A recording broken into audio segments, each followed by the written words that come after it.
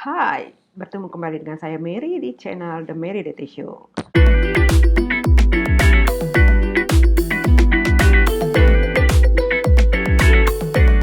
Baru-baru ini, Bill Gates memberi ceramah di Law Institute Australia yang berjudul Preparing for Global Challenges in Conversation with Bill Gates. Saat wawancara, pendiri Microsoft ini membuat pengakuan yang sangat mengejutkan, katanya. Kita perlu memperbaiki 3 masalah di vaksin COVID-19 karena vaksin ini tidak memblokir infeksi. Tidak luas cakupannya, jadi ketika muncul varian baru, kita kehilangan perlindungan. Durasinya sangat singkat, terutama pada orang yang lebih membutuhkan, seperti orang tua. Pernyataan ini seperti memberi jawaban bagi kelompok yang sudah lama mempertanyakan keampuhan vaksin COVID-19.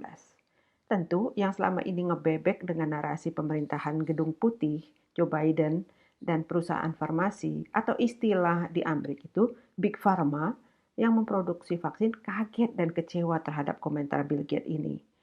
Selama ini siapapun yang mempertanyakan kemampuan atau kepatenan vaksin akan dituduh anti-vaksin atau anti-sains. Bill Gates lewat BioNTech yang membuat vaksin, sedangkan Pfizer, Moderna, AstraZeneca, dan lain-lain, itu yang memproduksi dan mendistribusikan ke seluruh dunia. Bisnis besar dengan cuan yang besar. Setiap ampul vaksin yang terjual pasti ada bagian yang masuk ke rekening Bill Gates. Ada yang bingung, Bill Gates sudah investasi banyak untuk bikin vaksin, kok sekarang dia mengungkapkan kelemahan vaksin tersebut ya? Tenang dulu, Bill Gates tidak bodoh, kita yang dungu. Mau-mau saja ditakut-takutin horor virus corona. Kemudian sukarela disuntik vaksin yang dibikin instan tanpa lewat uji klinis kemampuan vaksin menghambat infeksi virus ke manusia.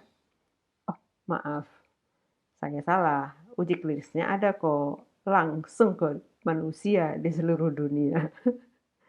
Baru kali ini ada vaksin diuji klinis ke orang yang rela antri tanpa uang kompensasi, berebut pula dari pejabat tertinggi sampai rakyat jelata. The power of nakut-nakutin. Pada tayangan Rising 25 Januari lalu, co-host Brianna Joy Gray dan Rob Swabe membahas wawancara Gates tersebut.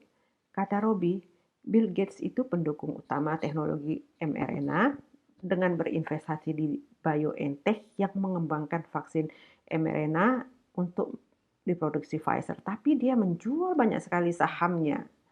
Berapa keuntungannya ya? 10 kali lipat, jawab Brianna. Tahun 2019, Bill Gates invest 55 juta US dollar. Sekarang bernilai lebih dari 550 juta US dollar. Dia menjual sahamnya di akhir tahun 2022. Beberapa. Kalau dirupiahkan nih, Bill invest tahun 2019 sebesar 825 miliar. Tahun 2020 jadi 8 triliun 250 miliar. Tidak sampai 3 tahun, jadi 10 kali lipat. Bisnis yang sangat menggiurkan kan.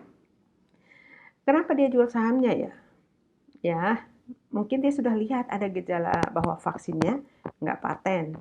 Dan dia nggak bisa menjawab pertanyaan-pertanyaan yang muncul seputar efek negatif vaksin tersebut dan ekses yang sudah mulai terlihat pada data di banyak negara.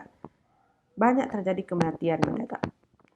Setelah dia jual sahamnya, terus dia ngomong kalau vaksinnya nggak sesuai yang diharapkan. Terlalu. Ada yang lihat kejanggalan nggak di sini? DC bikin vaksin COVID-19 tahun 2019. Akhir 2019, virus corona bocor di Wuhan, Cina. Nyebar ke seluruh dunia itu tahun 2020 awal. Akhir 2020, vaksin jadi dong. Timeline-nya gila bener. BTW yang ku tahu nih, bikin vaksin yang tahapannya sesuai prosedur ya, itu antara 5 sampai 10 tahun.